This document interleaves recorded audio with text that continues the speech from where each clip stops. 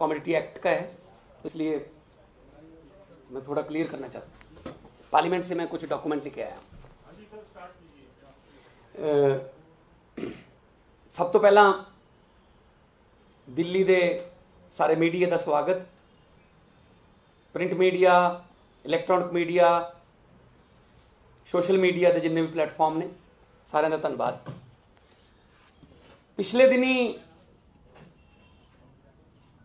खास तौर पर श्रोमणी अकाली दल ਅਤੇ कांग्रेस ਵੱਲੋਂ आम आदमी पार्टी ਤੇ मेरे उत्ते परसनल कुछ इस तरह के इल्ज़ाम लाए, इस तरह का कूड़ प्रचार किया जिथों उन्हों की बौखलाहट झलकती सी। हरसिमरत कौर बादल उन्होंने कहा कि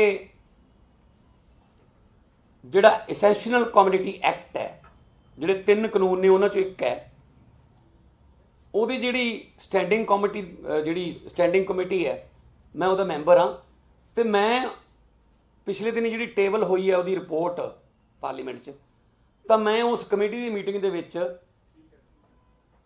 मैं ਸਮਰਥਨ ਕੀਤਾ ਕਿ ਹਾਂ ਇਹ ਲਾਗੂ ਹੋ ਜਾਣੀ ਚਾਹੀਦੀ। ਤੇ ਉਹਨਾਂ ਨੇ ਤਾਂ ਇਹ ਵੀ ਇਲਜ਼ਾਮ ਲਾਏ ਨੇ ਕਿ ਅਸੀਂ ਪੂੰਜੀਪਤੀਆਂ ਤੋਂ ਕਰੋੜਾਂ ਰੁਪਏ ਲੈ ਕੇ ਅਸੀਂ ਇਹ ਸਮਰਥਨ ਦਿੱਤਾ ਹੈ।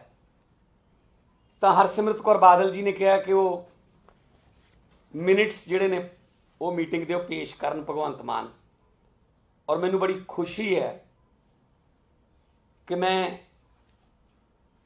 अज अपनी जिहड़ी कमेटी है, standing committee on food consumer affairs and public distribution, उहदे ऑफिस दे विचों जिहड़ी लास्ट मीटिंग हुई सी प्राइस राइज दे उत्ते 16/12/2020 16 दसंबर 2020 ਨੂੰ ਉਹਦੇ मैं मिनट्स लैके आया, लिखती भी ने, प्रिंटड ऑडियो लिखा होया नाल, मैं तुहानूं देऊँगा, मेरे कोल कापियां ने। तो बहुत सारे MP उत्थे बोले जिहड़े भी कमेटी दे विच ने, ते मैं हाईलाइट जिहड़ा मैं करके ओरिजिनल है आ मैं तुहानूं पहुँचा दूँगा। आ हाईलाइटेड है, हाईलाइटेड। तो हरसिमरत कौर बादल जी शायद सुन रहे होंगे किते ना किते, अज उन्हां दा असली चेहरा सामने आऊगा। उन्होंने भी बाद में सवाल पूछदा, यार लिखा श्री भगवंत मान, मेरी बारी आई है, तो मैं की कह रहा, हिंदी च पढ़ के सुनाऊंगा। जैसा कि मेरे सहयोगी सांसद उड़ीसा से हैं, उन्होंने भी यही सवाल किया है। आपको ये नहीं लगता ये गल मैं जिहड़े एसेंशियल कमोडिटी दी जिहड़ा डिपार्टमेंट है उहदे जिहड़े ऑफिसर बुलाए हुए सी उन्हां नाल गल कर रहे हैं, मैं सवाल पूछ रहा उन्होंने कमेटी दे विच, ऑडियो भी मेरे को, मैं ऑडियो भी सुनाऊंगा। आपको ये नहीं लगता कि जो आवश्यक वस्तु अधिनियम 2020 है, क्योंकि मैं खुद कॉमर्स का विद्यार्थी हूं, इकोनॉमिक्स का एक फेमस फार्मूला है, more supply less demand, less supply more demand. आपको यह नहीं लगता कि हमने प्राइवेट प्लेयर्स को यह सुविधा दे दी है कि वो जितना भी चाहें उतना स्टॉक कर सकते हैं, क्योंकि हमने आवश्यक वस्तु अधिनियम में संशोधन किया है। वह जब चाहेंगे सप्लाई बढ़ा देंगे, जब चाहेंगे सप्लाई कम कर देंगे। इससे उनके हाथों में जरूरी वस्तुओं की कीमतें आ जाएंगी, उनकी मनमर्जी चलेगी। ये मेरे मिनट्स हैं बोले हुए, रिकॉर्डेड पार्लियामेंट से। जब उनको फार्मिंग एक्ट के अधीन चावल खरीदना होगा तब वह 1 महीने पहले ही खरीद लेंगे, जैसा कि नॉर्थ अमेरिका और यूरोप में ऐसा होता है, वहां सौगी और बादाम वगैरह होते हैं, 1 महीने पहले मार्केट में आ जाते हैं, तो प्राइस डाउन हो जाते हैं, तभी वो किसानों से खरीद कर उन्हें स्टॉक कर लेते हैं और उसके बाद अपनी मनमर्जी चलाते हैं। सभापति महोदय जी, जो चेयरमैन है संदीप भट्टाचार्य, जो TMC के हैं, वो चेयरमैन है इस कमेटी के। लोगों के मन में एक भ्रम है कि आप उसको भी क्लियर कीजिए कि कुछ जरूरी वस्तुओं को जरूरी वस्तुओं की लिस्ट से हटा दिया गया है। अब ये जरूरी वस्तुएं नहीं रही जैसे प्याज जरूरी वस्तुओं में नहीं है, टमाटर भी जरूरी वस्तुओं में नहीं रहा। अगर गरीब लोगों के घर में चटनी भी बननी होगी तो सिर्फ प्याज की बनेगी, और टमाटर और प्याज तो चाहिए। आप दाल की तरफ ना भी जाएं तो गरीब से गरीब परिवार को कम से कम प्याज तो चाहिए होता है। सर, प्याज की वजह से 2-3 सरकारें बदल चुकी हैं, ये मैंने बोला हुआ है। यहां तक कि दिल्ली की एक सरकार प्याज की वजह से बदल गई थी। आपको नहीं लगता कि सरकार को इसको अपने हाथों में रखना चाहिए, जरूरी वस्तुओं की कीमतों को, इसेंशियल कमोडिटी, बजाय इसके कि हम किसी का वेट करें? और उसके बाद मैं ये कह रहा हूं कि आप प्राइस डिक्लेयर करने में सिर्फ 20, 21 और 22 अक्टूबर क्यों रखते हो हर साल? डे टू डे आप उसकी मॉनिटरिंग क्यों नहीं करते? आप मेरे इन सवालों का जवाब दीजिए। ये रिकॉर्डेड है, ये मिनट्स हैं। आगे भी एक जगह पे मैं बोला हूं कि सर मेरा एक और पॉइंट है, पंजाब में आलू बहुत उगता है। अक्सर देखा जाता है कि कोल्ड स्टोरेज में रेंट देने के भी काबिल नहीं रहते किसान, क्योंकि रेंट ज्यादा हो जाता है आलू को रखने का, और उसकी कीमत इतनी कम हो जाती है कि वो कोल्ड स्टोरेज में ही छोड़ देते हैं कि हमने उठाना नहीं है, कि हमको तो इनका रेंट दे के भी घाटा रहेगा। और बाद में वही आलू 2 महीने बाद ब्लैक मार्केट में मिलता है। किसान जब लेकर आते हैं तो सड़क पर ढेर लगाकर चले जाते हैं कि हमें नहीं चाहिए। खास तौर पे जलंधर के एरिया में आलू काफी उगता है, तो इसमें क्या दिक्कत है? एक पॉइंट मैंने आगे भी उठाया है कि जो इंपोर्ट है उसका कानून, चेयरमैन साहब, कई बार 15 दिनों के लिए एक्सपोर्ट बैन हो जाता है, और जैसे ही कीमतें बढ़ती हैं और बड़े पूंजीपति उन शिप्स को अपने कब्जे में ले लेते हैं तो 15 दिन के बाद खोल दिया जाता है, और उसमें मान भी रहे हैं कि हाँ ऐसा होता है। तो मैं आपके सामने ये स्टैंडिंग कमेटी के मिनट्स मैंने रखे हैं। मैं हरसिमरत कौर बादल, जो कि अभी बठिंडा से सांसद भी हैं, 2.5 महीने उनका पूरा परिवार इन्हां बिलों की तारीफ करता रहा, बहुत वधिया बिल ने, ते हुण वो मेरे ते इस तरह के इल्जाम लाउंदे ने। हरसिमरत कौर बादल जी नूं मैं चैलेंज करना चाहुंदा। पहली गल तो यह कि हरेक नूं अपने वर्गा ना समझिया करो कि कोई पूंजीपतियों तो पैसे ले लांगे जां साइन किसी होर तरीके ना करांगे, बाहर जाके कोई होर कहांगे, पार्लीमेंट कुछ होर बोलांगे, लोगों को कुछ होर कहांगे। हुण मैं एक चैलेंज करना चाहुंदा हरसिमरत कौर बादल नूं कि मैं तो अपने मिनट्स जिहड़े ने वो पेश करते, पब्लिक जनतक करते अज तुहाडे सामने मीडिया सामने, कि मैं विरोध कीता सी। अगे कमेटी है, क्योंकि कमेटी के 31 मैंबर ने, ज़्यादातर उहदे विच बीजेपी दे ने, तो उन्होंने तो रिपोर्ट जिहड़ी देनी है। मेरा विरोध तो, मैं तो लोक सभा भी कल भी विरोध किया सी, जिहड़ा दिल्ली वाला कानून आया, पर तो ध्वनि मत ना पास कर लेंदे, बहुमत है, पास करना या उत्थे रिपोर्ट देनी अलग गल है, इत्थे रिकॉर्ड ते विरोध करना अलग गल है। मैं उन्होंने चैलेंज करदा हरसिमरत कौर बादल नूं, अकाली दल नूं, कि हुण तुसीं 5 जून 2020 दे विच जिहड़े ये तीनों कानून ऑर्डीनेंस के रूप च कैबिनेट च आए सी, जिस कैबिनेट की मैंबर सी हरसिमरत कौर बादल, ਉਹਦੇ भी इस तरह के मिनट्स जारी करन। मैं फिर दोबारे कहना, हरसिमरत कौर जी, तुहानूं चैलेंज करदा मैं कि तुसीं किसानां दे सामने 5 जून 2020 की जिहड़ी कैबिनेट मीटिंग जिहदे विच पहली बार ये तीनों कानून आए सी, ते तुसीं उस मीटिंग दे विच हाज़र सी, ते तुसीं लोकां नूं कहने हो कि मैं उत्थे विरोध कीता है, तां इस तरह के मिनट्स जारी करो।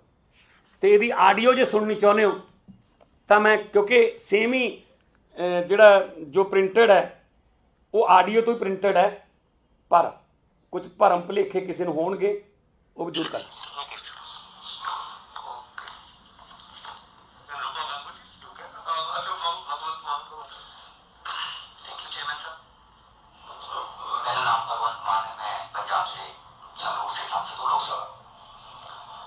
जैसा कि मेरे सहयोगी उड़ीसा से, उन्होंने भी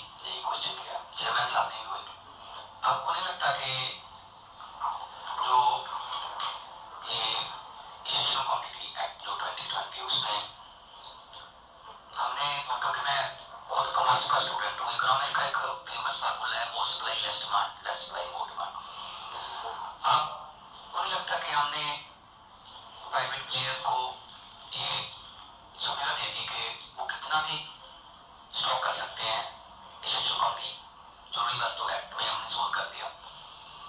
वो जब चाहेंगे सप्लाई बढ़ा देंगे, जब चाहेंगे सप्लाई कम कर लेंगे, तो उनके हाथ में नहीं आ जाएगा यही मैं पढ़ के सुनाया, क्योंकि मैं वही उसी ऑफिस से ऑडियो भी लेके आया हूँ और उसी ऑफिस से प्रिंट भी लेके आया हूँ। जो पिछले दिनों रिपोर्ट जो सबमिट हुई पार्लियामेंट में, टेबल हुई इसेंशियल कमोडिटी एक्ट के बारे में, standing committee on food consumer affairs and public distribution की, उसमें कुछ विरोधी पार्टियां जो आम आदमी पार्टी की लोकप्रियता से बौखलाहट में हैं, पंजाब में खासतौर पे, उन्होंने कहा कि भगवंत मान उस कमेटी का मेंबर है, भगवंत मान ने साइन कर दिए तो कानून लागू हो गया। 31 मेंबर हैं इस कमेटी के, और जिस दिन उस कमेटी में एसेंशियल कमोडिटी के हमने ऑफिसर्स बुलाए थे, उस दिन जो हुआ उसका ये पूरा खुलासा है। उसमें जो मैंने बोला मेरे नाम पे है, मैं आपको ये दे दूंगा। मैंने ऑलरेडी हिंदी में ये बोल चुका हूं, मैं दोबारा मेरे ख्याल में बोलने की जरूरत नहीं है। मेरे पास ऑडियो भी है, मैंने पेन ड्राइव पे ऑडियो भी ली है। तो मैंने सख्त विरोध किया कि इकोनॉमिक्स का एक फार्मूला है, more supply less demand, less supply more demand. तो आपको नहीं लगता ये कि हमने प्राइवेट प्लेयर्स को ये सुविधा दे दी कि आप जितना मर्जी जखीरेबाजी कर लो, जब चाहे आपने महंगाई बढ़ानी हो तो आप सप्लाई कम कर दो, जब चाहे महंगाई आपके लेवल पर चली गई, आप जो चाहते हो उस रेट पर चली गई, तो सप्लाई आप शुरू कर दो। तो इसेंशियल कमोडिटी जरूरी वस्तुओं में से प्याज और टमाटर को क्यों निकाल दिया गया, जबकि गरीब से गरीब घर में भी चटनी भी बनानी हो तो प्याज और टमाटर तो यूज होते हैं ना, इस्तेमाल होते हैं। तो क्या अब प्याज और टमाटर जरूरी वस्तु नहीं है? तो आप निवाले छीन रहे हो गरीबों से। इस बात पे मैंने आपत्ति उठाई कि गवर्नमेंट को अपने हाथ में रखना चाहिए था ये जो कीमतों का, जो कि कब किसने जखीरेबाजी कितना स्टोरेज करना है, कितना। और पार्लियामेंट में भी जब ये कानून आया था 15 सितंबर को, मैंने तब भी कहा था कि असल में ये एक्ट नहीं है, ये लाइसेंस है जखीरेबाजों के लिए कि आप जितना मर्जी आप स्टोरेज कर सकते हो। तो इस पे अकाली दल और कांग्रेस वाले मेरे पे भड़के कि भगवंत मान उस कमेटी का मेंबर था, इसने समर्थन किया। मैंने वही आज साबित किया कि मैंने समर्थन नहीं किया, मैंने अपना विरोध जताया। आम आदमी पार्टी सड़क से लेकर संसद तक तीनों कानून का विरोध करती आ रही है और करती रहेगी, कर रहे हैं अभी भी। किसान महासम्मेलन किया अभी पंजाब में 2 दिन पहले, अरविंद केजरीवाल वहां गए थे, कितनी भारी संख्या में लोग वहां पे आए। मेरठ में हमने किसान महापंचायत की, हम किसानों की सेवादार बनके दिल्ली में भी सेवा कर रहे हैं। तो अब मैं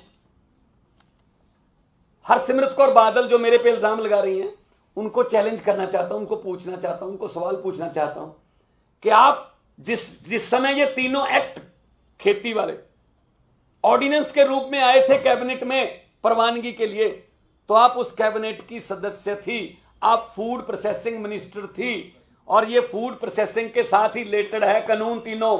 तो आपसे बिल्कुल जरूर मशवरा लिया गया होगा। कृपया आप इस तरीके से, जैसे मैं लेके आया हूं, इस तरीके से कैबिनेट की प्रोसीडिंग्स के मिनट्स आप निकालिए, क्योंकि पब्लिक में आप कह रही हैं ना अब कि मैंने तो विरोध किया था, जबकि 2.5 महीने पूरा परिवार इनका, बादल परिवार, इन बिलों की तारीफ करता रहा कि बहुत अच्छा बिल है, और 3 दिन के अंदर अंदर वो ये मिनट्स जारी कर दें कि उन्होंने क्या बोला था। उनसे जो सलाह ली गई थी फूड प्रोसेसिंग मिनिस्टर के तौर पे, उसमें क्या लिखा था। उसके बाद फिर मैं जो अगली मीटिंग हुई हमारी, जिसमें एफसीआई के माध्यम से मैं एमएसपी पे बोला हूं, वो भी जनतक करूंगा। तो मेरे पास ऑडियो है, मेरे पास ये रिकॉर्ड भी है, आप ले भी सकते हो। मेरे पास पीडीएफ फाइल है, मैं आपको भेज दूंगा। मेरे पास इसका व्हाट्सएप भी है ऑडियो का, मैं आपको भेज दूंगा। तो इससे ये पता चलता है कि पंजाब में आम आदमी पार्टी की लोकप्रियता और अरविंद केजरीवाल का किसानों के आंदोलन को समर्थन देना, चाहे स्टेडियम को जेल ना बनाने का निर्णय, चाहे वो वाईफाई कंबल से लेके लंगर तक, और किसानों का भारी गिनती में आम आदमी पार्टी के किसान महासम्मेलन में मोगा के पास बागा पुराना में पहुंचने से ये दोनों पार्टियां बौखलाहट में हैं और अनाप शनाप कूट प्रचार कर रही हैं। उसका हम कड़े शब्दों में उसकी निंदा करते हैं और उनसे भी मांग करते हैं कृपया अपना भी रिकॉर्ड दिखाएं। आज ये क्लियर हो जाएगा। तो पंजाबी मीडिया बैठा, इन्होंने तो काफ़ी चलाया था, तो इनको भी मैं कहूँगा कि कृपया उनसे सवाल पूछिए कि भगवंत हैं जी, ये 16/12/2020 जो 5 जून 2020 कैबिनेट में जब ये ऑर्डिनेंस के रूप में तीनों बिल आए थे, तो उसी के बाद से तो ये शुरू हुआ। तो जून, जुलाई, अगस्त, सितंबर मिड 3 महीने लगभग अकाली दल इन बिलों को सपोर्ट करता रहा। इवन नरेंद्र तोमर जी को बुलाकर पीसीबी करवाई वहां पे चंडीगढ़ में कि बहुत अच्छा बिल है, एमएसपी कुछ नहीं, इससे फर्क नहीं पड़ेगा। अचानक 15 सितंबर को सुखबीर बादल कह रहे हैं ये तो बहुत ही खतरनाक बिल है, ये तो मैंने पढ़ा ही नहीं था। तो 2.5 महीने तारीफ क्यों की अगर पढ़ा ही नहीं था। आज संसद में बोल रहे थे हरसिमरत कौर, हालांकि उनका माइक ऑन नहीं था, कि काले कानून का, अब ये काले हो गए। जब आप सपोर्ट कर रहे थे तो सफेद थे। गिरगिट भी शर्मा आ जाएगा, इतने रंग बदलते हैं ये। तो मैं ये आपको रिकॉर्ड भी दूंगा और आपका धन्यवाद भी करता हूं। मैं पार्लियामेंट में अभी जाना है क्योंकि पार्लियामेंट का हाउस चल रहा है और मैंने बोलना है। तो कमेटी के 2 सदस्यों ने जो कांग्रेस के, उन्होंने ओम बिरला को पत्र लिखा है कि वे इसका विरोध करते हैं, इसके समर्थन में नहीं। क्या आप भी पत्र लिखेंगे? ऐसा कुछ पत्र की क्या जरूरत है, मैंने प्रोसीडिंग दे दी। और उसका ये भी है कि उसमें हाजिर कौन कौन थे जो प्रेजेंट थे उस दिन, क्योंकि सभी नहीं आते, कुछ राज्यसभा से हैं, तो वो भी, उसका भी लिस्ट है पूरा कि कौन कौन हाजिर थे वहाँ। मैं था उसमें, हाँ, उसमें साइन होते हैं ना, तो उसका भी मैं दूंगा। कांग्रेस के 4 हैं, मेरे 2 आए होंगे उसमें। फारूक अब्दुल्ला जी उसमें हैं, उसमें तमिलनाडु के भी सांसद हैं, उड़ीसा के भी सांसद हैं। 13 पार्टियों के हैं, 31। तो भाई अगर आम आदमी पार्टी के एक एमपी को इतना टारगेट कर रहे हो आप कि जैसे मेरे साइन करने से ही कानून बनते हैं, मैं तो पहले दिन से विरोध कर रहा हूं और करता रहूंगा। आम आदमी पार्टी दोगली नीति नहीं अपनाती कि चेहरा कुछ और है, दिल में कुछ और है। ये काम अकाली दल और कांग्रेस का है। वो लोगों के सामने आ भी चुका है और लोग उनको अब पंजाब में जो है वो अब दिलों से भी और मशीनों से भी निकाल चुके हैं। भगवंत जी, एनसीटी एक्ट पर आम आदमी पार्टी ने नॉन एनडीए और अपोजिशन पार्टीज को अप्रोच किया है विरोध करने के लिए, इस पर क्या कहें? देखिए, कल तो बहुत विरोध किया सभी पार्टियों ने।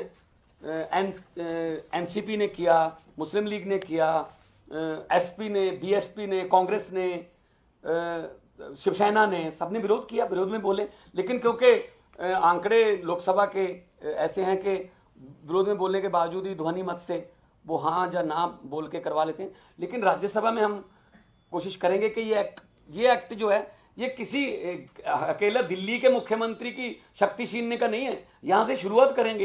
ये सभी जगह राज्यपालों को यूज करते हैं, मध्य प्रदेश में, कर्नाटक में, अरुणाचल में, गोवा में।